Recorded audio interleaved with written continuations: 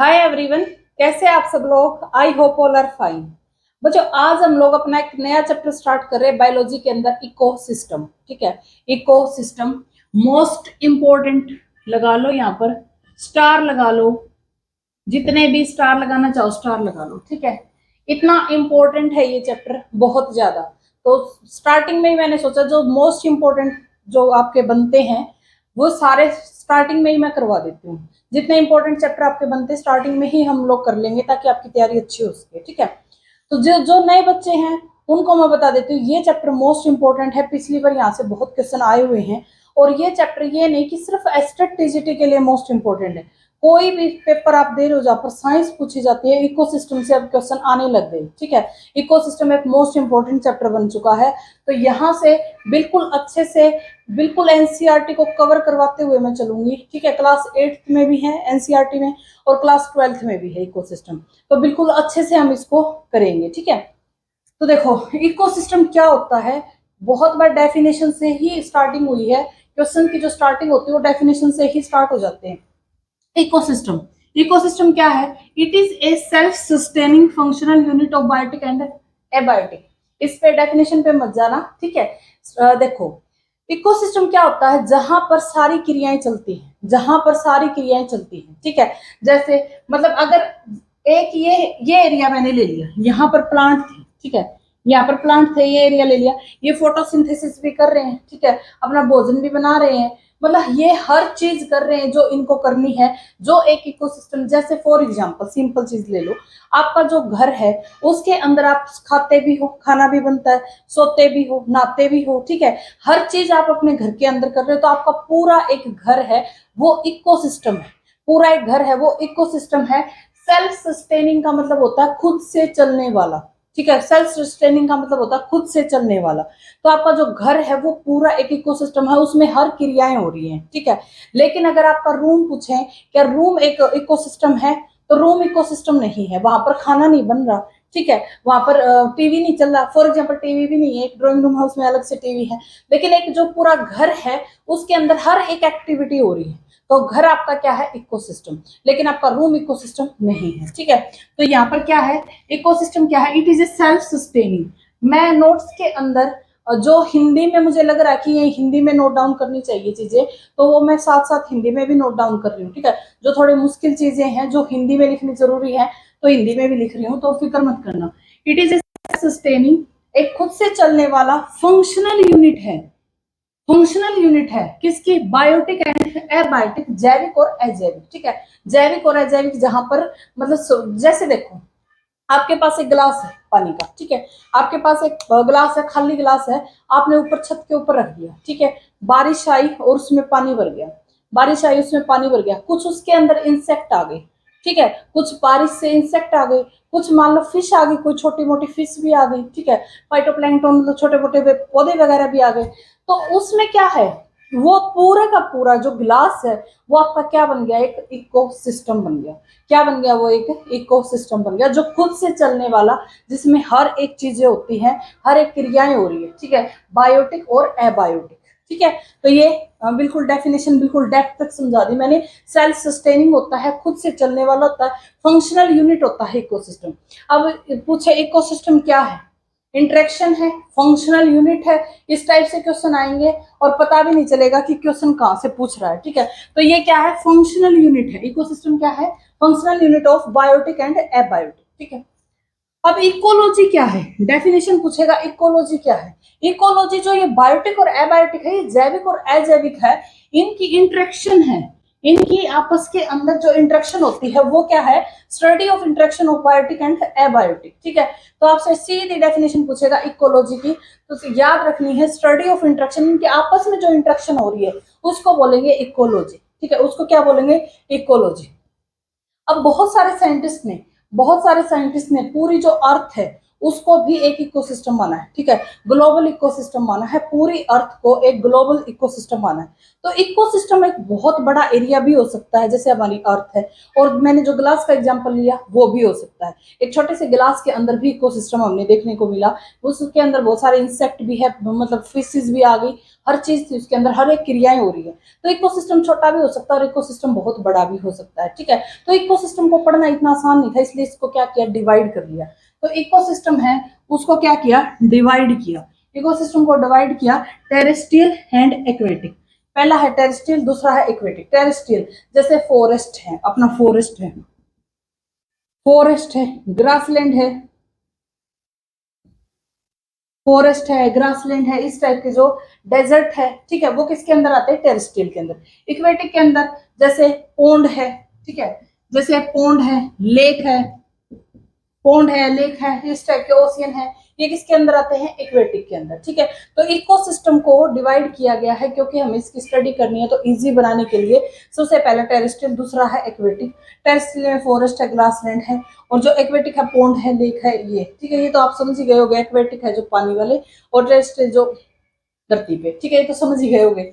अब जो कंपोनेंट पढ़ने हमें इकोसिस्टम के, ठीक है, इकोसिस्टम के कंपोनेंट जो हमने बायोटिक पढ़े हैं, एबायोटिक पढ़े हैं, कई बच्चों को समझ ही नहीं आया होगा कि बायोटिक क्या होता है, एबायोटिक क्या होता है। तो फर्स्ट कंपोनेंट है इसका एबायोटिक और सेकंड है इसका बायोटिक, ठीक है।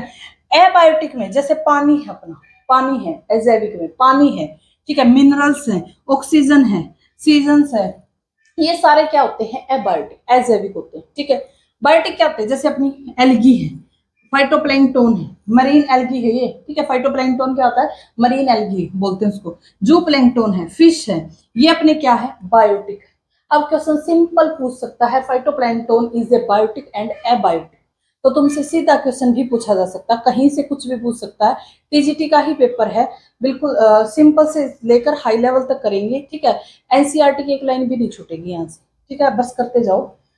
अब ये हो गया हमारे बायोटिक और ये हो गया हमारे एबायोटिक। अब हमसे कोई पूछे डिकम्पोजर कौन है, जो डिकम्पोज करते चीजों को डिकम्पोज करते हैं। मतलब जैसे एक लीफ है मतलब डेड लीफ है, मतलब पत्ती, अगर उसको तोड़ रहे हैं तो वो उसको डिकम्पोजर बोलेंगे, डिकम्पोज कर रहे हैं चीजों को, उसको बोलते हैं। बैक्टीरिया और फंगाई क्या होते हैं, डिकम्पोजर, ठीक है। तो ये अपने क्या है, डिकम्पोजर। तो हमने क्या पढ़ा, कंपोनेंट पढ़े किसके, इकोसिस्टम के। कंपोनेंट इकोसिस्टम के कौन से पढ़े, बायोटिक और एबायोटिक, ठीक है। इन दोनों कंपोनेंट को बोलते हैं स्ट्रक्चरल कंपोनेंट। इन दोनों कंपोनेंट को क्या बोलोगे, स्ट्रक्चरल कंपोनेंट, स्ट्रक्चरल कंपोनेंट।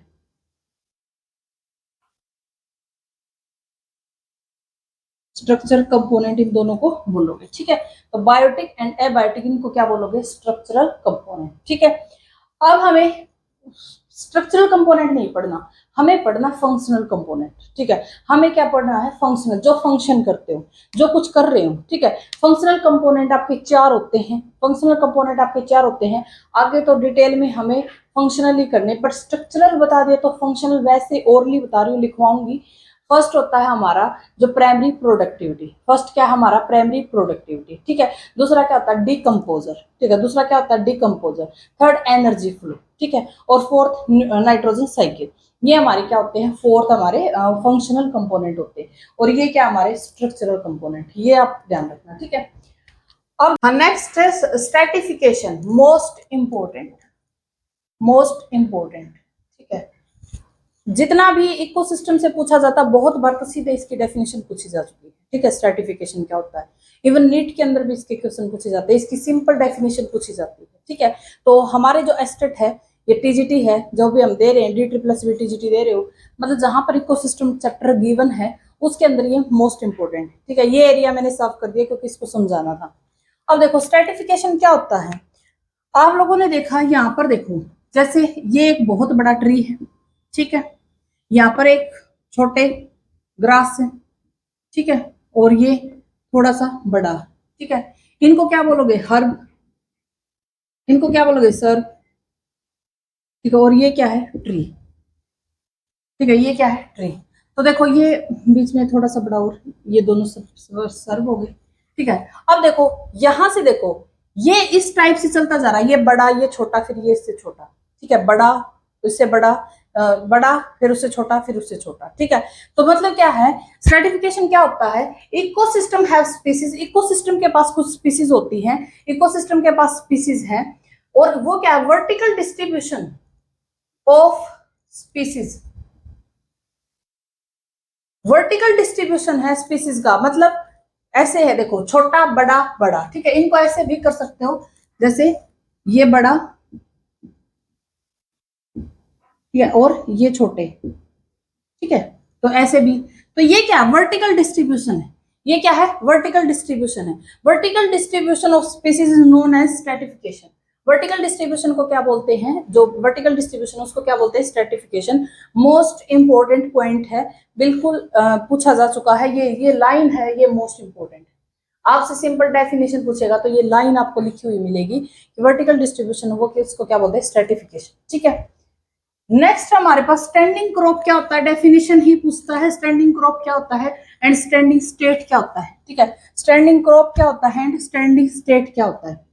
अब इसके अंदर देखो, ये दो हमारे पास प्लांट थे, ठीक है, ये दो हमारे पास क्या है, प्लांट है, ये हमारी मिट्टी है, सोइल, ठीक है, ये हमारी है मिट्टी। तो इसके अंदर क्या है, तो स्टैंडिंग क्रॉप क्या होता है, टोटल अमाउंट ऑफ बायोमास, इनका जो बायोमास है, इनका जो बायोमास है, ठीक है, total amount of biomass in any ecosystem और ट्रॉपिक लेवल पे ऊपर इनका जो टोटल बायोमास है उसको क्या बोलोगे, स्टैंडिंग क्रॉप बोलोगे, ठीक है।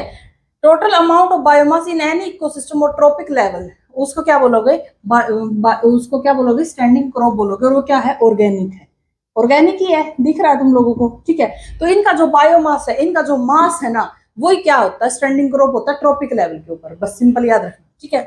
स्टैंडिंग स्टेट क्या होता है, स्टैंडिंग स्टेट, इस मिट्टी के अंदर, सोइल के अंदर, इस सोइल के अंदर amount of mineral in soil, इस सोइल के अंदर कितने अमाउंट ऑफ मिनरल है, ठीक है, कितने अमाउंट ऑफ मिनरल है, तो मिनरल है तो क्या हो गया, इनऑर्गेनिक हो गया, ठीक है। तो क्वेश्चन ये भी पूछ सकता है, ऑर्गेनिक इनऑर्गेनिक भी पूछ सकता है, डेफिनेशन से तो 100% पूछ सकता है। स्टैंडिंग क्रॉप क्या होता है, स्टैंडिंग स्टेट क्या होता है, दोनों डेफिनेशन पूछ सकता है। तो स्टैंडिंग क्रॉप क्या होता है, total amount of biomass in any ecosystem और ट्रॉपिक लेवल, उसको क्या बोलते हैं, स्टैंडिंग क्रॉप। और ये क्या है, amount of mineral in soil, इसको क्या बोलते हैं, स्टैंडिंग स्टेट बोलते हैं, ठीक है। तो ये हमारा डेफिनेशन है, दोनों डेफिनेशन मोस्ट इंपॉर्टेंट है। ये क्या वर्टिकल डिस्ट्रीब्यूशन होता है, जैसे ट्री है, स्कब है, उसके बाद हर्ब आया, ठीक है। तो ये क्या वर्टिकल डिस्ट्रीब्यूशन हो रहा है, स्पीसीज का वर्टिकल डिस्ट्रीब्यूशन है। इसमें क्या है, इनका बायोमास है, और सॉइल के अंदर जो मिनरल है उसको क्या बोलोगे, स्टैंडिंग स्टेट बोलोगे, ठीक है। नेक्स्ट हमारे पास complete and incomplete ecosystem. Next है complete and incomplete ecosystem. Complete कौन सा होगा, इनकम्प्लीट कौन सा, कंप्लीट जिसके अंदर हर एक क्रिया कंप्लीट हो रही हो, हर एक क्रिया कंप्लीट हो रही है उसको बोलते हैं कंप्लीट इकोसिस्टम। जिसके अंदर क्रियाएं कंप्लीट नहीं हो रही वो होगा इनकम्प्लीट इकोसिस्टम, ठीक है। अब जो हमारा फंक्शनल कंपोनेंट है, फंक्शनल कंपोनेंट, हमें मेनली फंक्शनल कंपोनेंट ही पढ़ने हैं, ठीक है। जो हमारा फंक्शनल कंपोनेंट है, फंक्शनल कंपोनेंट, देखो मैंने तुम लोगों को स्ट्रक्चरल कंपोनेंट बताए थे, बायोटिक होता है, एबायोटिक होता है, ठीक है। ये हमारे फंक्शनल कंपोनेंट है। इसके अंदर प्राइमरी प्रोडक्टिविटी फर्स्ट है, लिख लेना, प्राइमरी प्रोडक्टिविटी, प्राइमरी प्रोडक्टिविटी, ठीक है। सेकंड क्या है इसके अंदर, डिकम्पोजर, ठीक है। थर्ड क्या है इसके अंदर, एनर्जी फ्लो। फोर्थ क्या है, न्यूट्रिएंट साइकिल, न्यूट्रिएंट साइकिल, ठीक है। ये चारों के चारों, ये चारों के चारों क्या हमारे फंक्शनल कंपोनेंट है जो हमें इस चैप्टर के अंदर पढ़ने हैं, ठीक है। इसमें क्या है, जो कंप्लीट है, कंप्लीट इकोसिस्टम में ये सारी चीजें कंप्लीट होनी चाहिए, ये चारों साइकिल कंप्लीट होनी चाहिए। ये आगे मैं पढ़ाऊंगी कि क्या होता है प्राइमरी प्रोडक्टिविटी, क्या होता है डिकम्पोजर, क्या होता है एनर्जी फ्लो, क्या होता है न्यूट्रिएंट साइकिल, ठीक है। ये सारे हमें पढ़ने। तो कंप्लीट में क्या होगा, जब इसके अंदर ये सारे प्रेजेंट हो, ठीक है। क्वेश्चन पूछेगा कंप्लीट है, कंप्लीट के अंदर इनमें से एक मिसिंग दे देगा तो ये पूछेगा ये कंप्लीट है इनकम्प्लीट, तो वो इनकम्प्लीट होगा, ठीक है।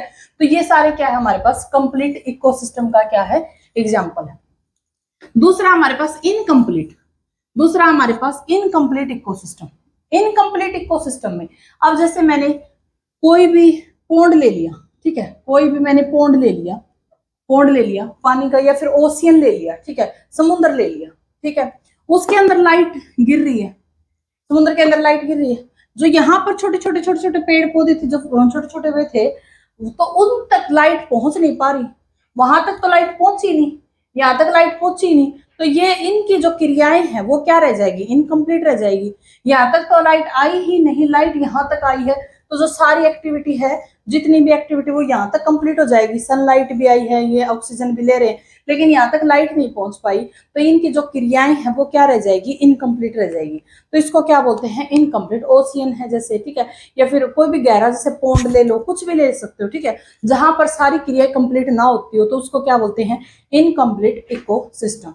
क्या बोलोगे, इनकम्प्लीट इकोसिस्टम। ठीक है, आगे बढ़ते हैं। नेक्स्ट हमारे पास man made and natural ecosystem कौन से होते हैं, कौन से होते हैं मैन मेड, कौन से होते हैं नेचुरल। मैंने सोचा ये भी लिखवा देती हूँ, कहीं ये भी आ जाए और तुम लोगों से इतना भी ना होए। ठीक है, वैसे सबको ही पता है मैन मेड कौन से होते हैं, अपना जो एग्रीकल्चर है, ठीक है, अपना गार्डन है, फील्ड है, जो इंसान के द्वारा बनाए जाते हैं वो क्या होते हैं, मैन मेड होते हैं। ठीक है, नेचुरल, जो नेचुरल होते हैं, प्रकृति ने हमें दी, जैसे फॉरेस्ट है, डेजर्ट है, पोंड है, ये क्या है हमारे पास, नेचुरल इकोसिस्टम। ठीक है, इतनी छोटी सी चीज भी कई बच्चे गलत कर देते हैं, तो मैन मेड ये याद रखना, फॉरेस्ट है, जो नेचुरल है वो कौन से, फॉरेस्ट, डेजर्ट, पोंड। ठीक है, अब इंपॉर्टेंट पॉइंट स्टार्ट हो गए हमारे, जो हमारे फंक्शनल कंपोनेंट थे।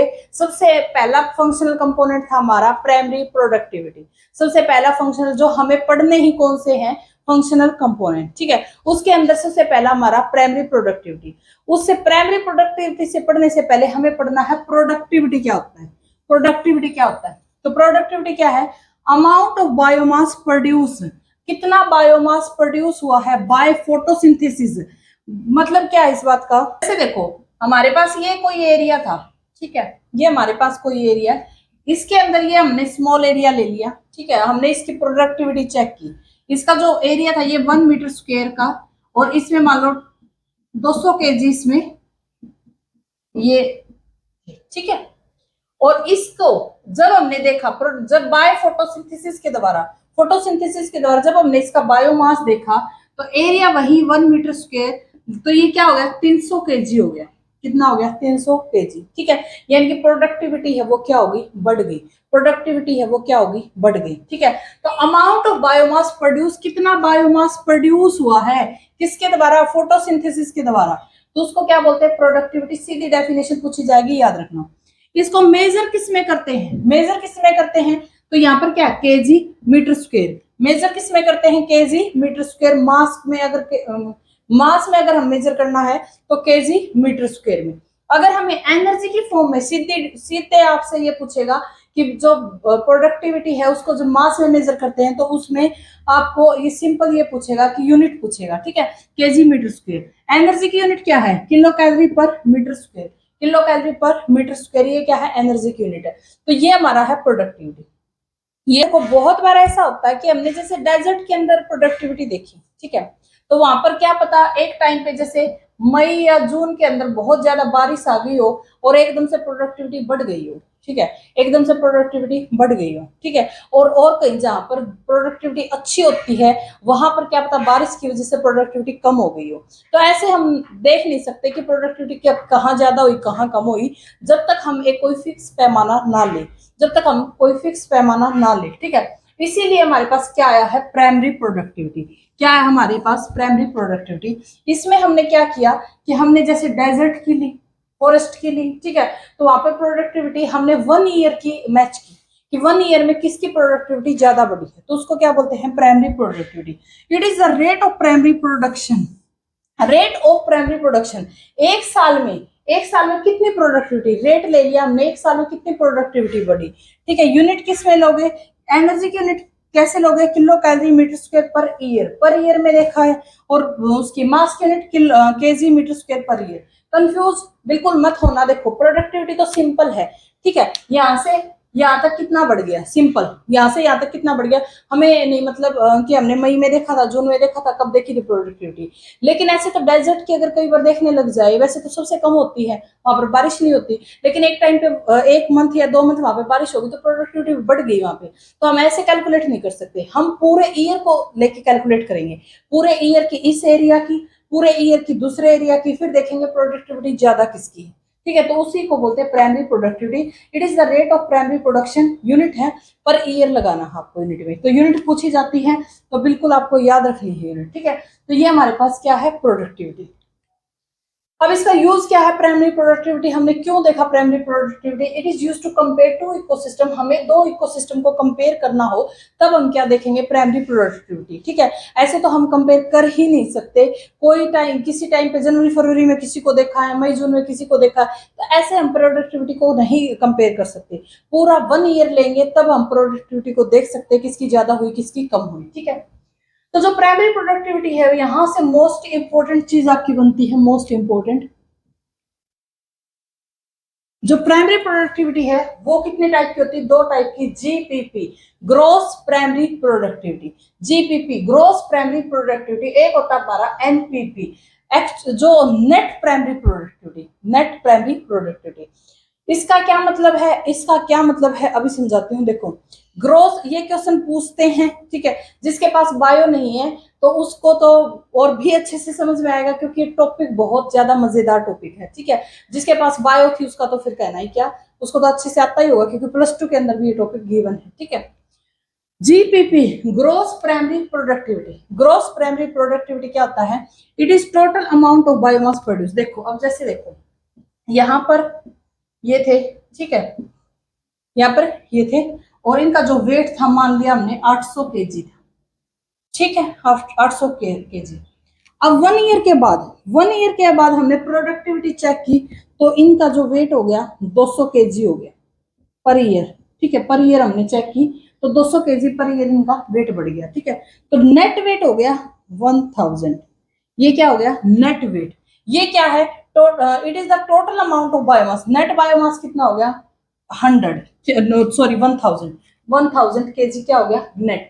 ठीक है, इसको बोलेंगे जीपीपी ग्रोस प्राइमरी प्रोडक्टिविटी। सबसे पहले इतने थे, 1 ईयर के बाद हमने देखा बाय फोटोसिंथेसिस के द्वारा ये कितने बढ़ गए, 200 केजी इनका क्या हो गया प्राइमरी प्रोडक्टिविटी हुई इनकी, और टोटल कितना हो गया 1000 केजी। ठीक है, अब यहां से जब देखा ना, मतलब होना चाहिए था इतना क्योंकि इतना बड़ा है तो इतना होना चाहिए था अपने अकॉर्डिंग ये था। ठीक है, लेकिन जब इसको एक्चुअल में देखा गया, जब इसको एक्चुअल में देखा गया इनका वेट तो ठीक है 800 केजी था ही, प्रोडक्टिविटी जब हमने चेक की ना तो इनके जो टोटल हमारे पास नेट आया वो आया 950 केजी फॉर एग्जाम्पल। ठीक है, 950 क्या आया टोटल आया हमारे पास जब हमने नेट बाद में चेक किया। ठीक है, जब हमने नेट प्राइमरी प्रोडक्टिविटी चेक की तो आई इतनी, लेकिन आनी चाहिए थी 1000 क्योंकि 200 प्रोडक्टिविटी बड़ी थी। तो ये जो 50 का लॉस हुआ, ये जो 50 का लॉस हुआ वो क्या लॉस है, वो होता है बच्चों रेस्पिरेशन लॉस।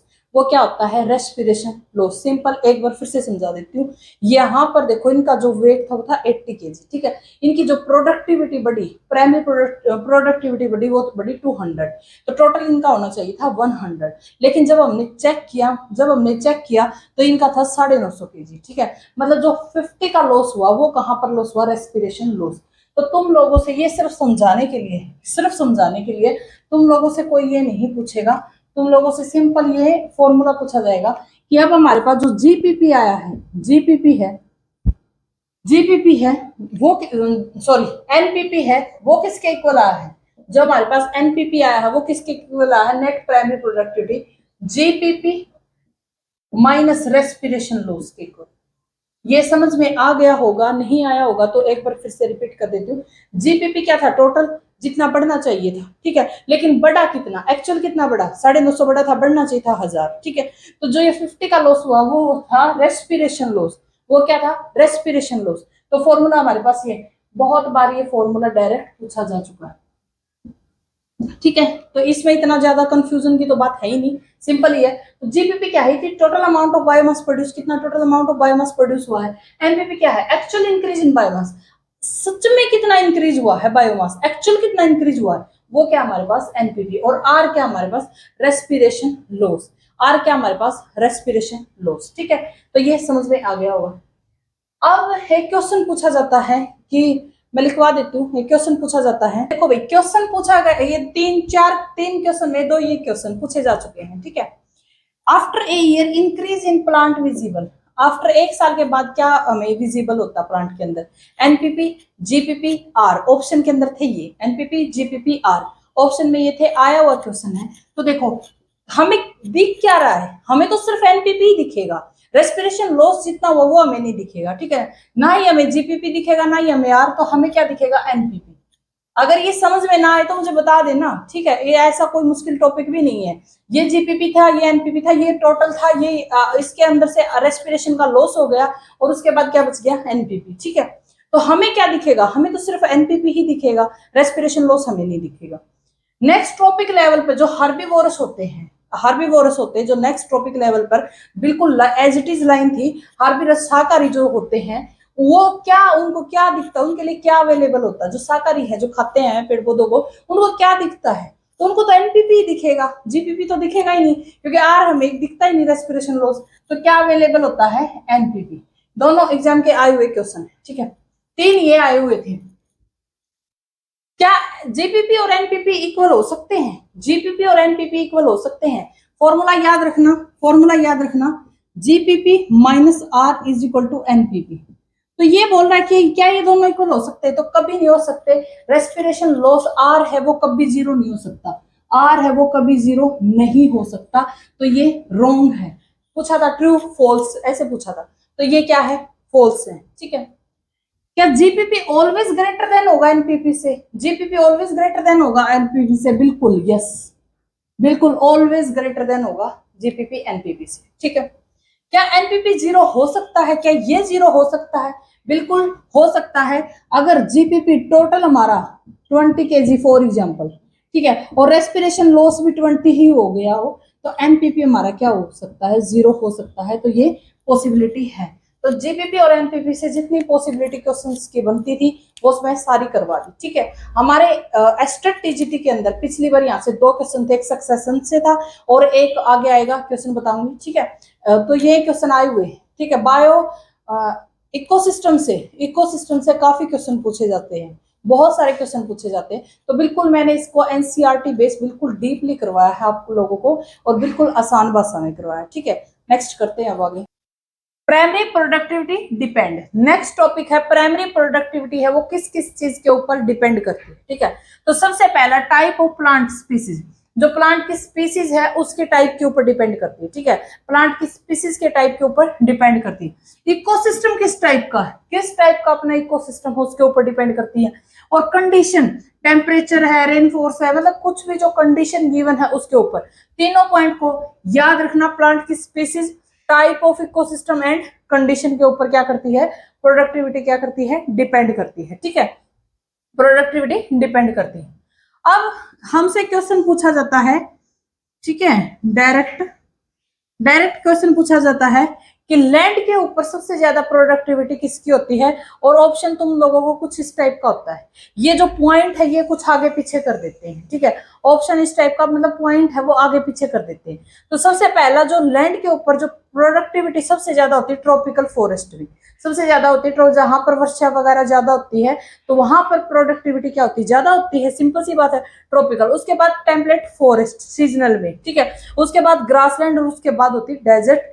ये क्वेश्चन इतनी बार, एक बार जो एचएसएससी टीजीटी स्क्रीनिंग में भी ये क्वेश्चन पूछा गया था, बस इनको आगे पीछे कर देता है, ठीक है। स्टार्टिंग में ऐसे कर देगा, टेम्पलेट है फिर ट्रॉपिकल है, तो बिल्कुल याद रखना, सबसे पहले ट्रॉपिकल, फिर टेम्पलेट, फिर ग्रासलैंड और फिर डेजर्ट, ठीक है।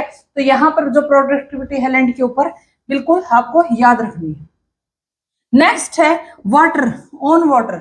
वाटर में जो प्रोडक्टिविटी सबसे ज्यादा, तो मैक्सिमम होती है कोरल रीफ, मैक्सिमम होती है कोरल रीफ सैलो वाटर में। सैलो वाटर कौन सा होता है? जैसे देखो ये अपना पानी है, ठीक है, और यहाँ पर बिल्कुल मतलब जो नीचे वाली जो तली होती है ना, नीचे वाली, वो बिल्कुल ये वाटर है, बिल्कुल मतलब जो ऊपर वाला पानी होता है, ठीक है, बिल्कुल ऊपर वाला पानी, जो ज्यादा गहरा पानी ना हो उसको बोलते हैं सैलो वाटर, ठीक है। एक यहाँ पर पानी है, नीचे ओशियन है, नीचे यहाँ पर मतलब नीचे है, उसका तला नीचे है, ठीक है। तो वो क्या होता है? वो ओशियन में वो सैलो वाटर नहीं होता, सैलो वाटर अपना ये वाला होता है, ठीक है।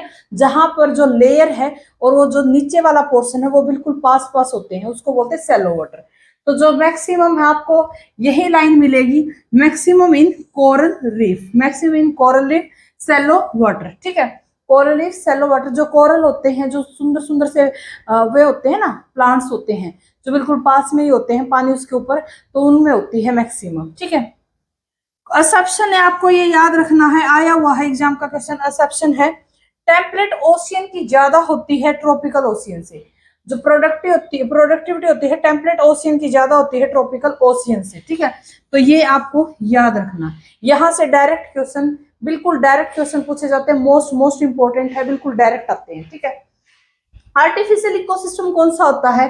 Maximum sugar cane field. ठीक है, शुगर केन गन्ने वाले फील्ड, उसके अंदर क्या होता है? आर्टिफिशियल इकोसिस्टम है, सबसे ज्यादा किसमें होता है? Maximum sugar field. ठीक है, अब हमारे पास सेकेंडरी प्रोडक्टिविटी। अब है हमारे पास बच्चों सेकेंडरी प्रोडक्टिविटी। ये क्या होता है? प्राइमरी प्रोडक्टिविटी समझ लिया। ठीक है, अब है सेकेंडरी। सेकेंडरी में क्या? जैसे ये ग्रास है, ठीक है, ये ग्रास है, इसको कौन खाएगी? माना काऊ ने खा लिया। ठीक है, काऊ कितनी थी? 100 kg की थी, और ये खाने के बाद कितनी होगी? 110 kg। तो जो ये 10 kg बड़ा है, 10 kg बड़ा है, ये किसके? ये क्या है? Secondary productivity. ये क्या है? Secondary productivity. Amount of biomass increase for herbivores. Amount of biomass, उनका बायोमास इंक्रीज होगा, किसका? हार्बीवोरस का। सेकंड ट्रॉपिकल लेवल है इनका, क्या है? क्योंकि फर्स्ट ट्रॉपिकल लेवल तो इनका था, सेकंड ट्रॉपिकल लेवल पे जो अमाउंट ऑफ बायोमास इंक्रीज हुआ है उसको क्या बोलते हैं? Secondary productivity.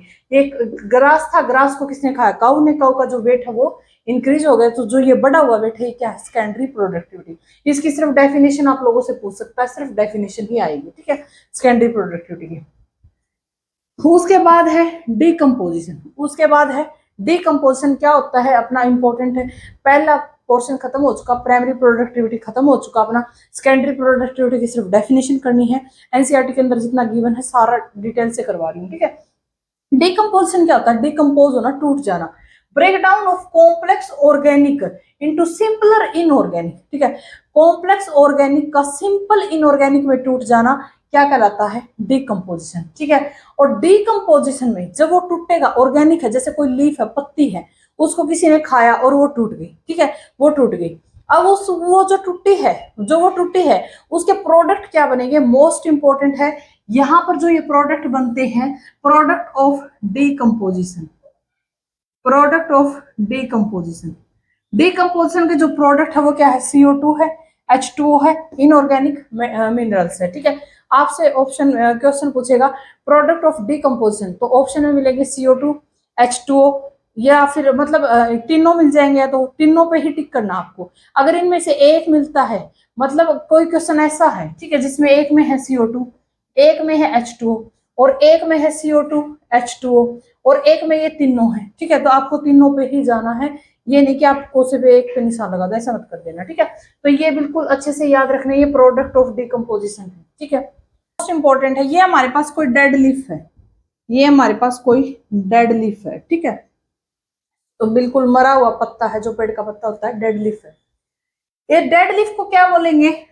डिट्रिटस। ठीक है, डेड लीफ को क्या बोलेंगे? डिट्रिटस। मोस्ट इंपॉर्टेंट है, ये पूछा जा चुका है इतनी बार। ये नीट में भी उतना ही इंपॉर्टेंट चैप्टर है हमारे एस्टेट के अंदर। टीजीटी का कोई साइंस का पेपर दे रहे हो, सबके अंदर मोस्ट इंपॉर्टेंट चैप्टर है। और ये मतलब बड़े लेवल पे जैसे नीट ही होता है +2 में, तो ठीक है, जहाँ पे डीपली क्वेश्चन पूछे जाते हैं, तो वहां भी बहुत इंपॉर्टेंट है। ठीक है, इसको बोलते हैं डेट्रिटस। अब जैसे इसको, इस सूखी पत्ती को, मतलब मरी हुई पत्ती को, ये हमारे पास जैसे अर्थवॉर्म है, ठीक है, अर्थवॉर्म है, ठीक है, या फिर कॉकरोच वगैरह, जो इसको क्या करेंगे? डिकम्पोज करने का काम करेंगे, इनको बोलते हैं डेट्रीवोरस। ठीक है, डेट्रीवोरस। इनके नाम बिल्कुल याद रखने हैं। और ये तोड़कर किस में बना देते हैं? कुछ छोटे छोटे पार्ट में, ऑर्गेनिक पार्ट में। ठीक है, इसको तोड़ देते हैं छोटे छोटे ऑर्गेनिक पार्ट में। उसके बाद ये CO2, H2 इनऑर्गेनिक मिनरल है, वो बन जाते हैं। वो हम प्रोसेस करेंगे कि कैसे ये तोड़ते हैं, फ्रेगमेंटेशन क्या होता है, लिचिंग क्या होता है, कैटाबोलिज्म क्या होता है, ये सारी प्रोसेस के थ्रू ये क्या कर जाते हैं? मिट्टी के अंदर मिल जाते हैं। ठीक है, तो ये मतलब यहाँ तक अपना चैप्टर है, मैंने करवाने का काम कर दिया। अब मोस्ट इंपॉर्टेंट चैप्टर अभी अपना बचा हुआ है, ठीक है, जहाँ पर सक्सेशन वगैरह भी हमें करनी है, जहाँ पिछले बार स्टेट के अंदर भी क्वेश्चन पूछा गया था, तो वो भी हमें यहाँ पे कंप्लीट करना है। तो आज हम इतना ही करते हैं, मिलते हैं नेक्स्ट वीडियो में। ठीक है, थैंक यू सो मच।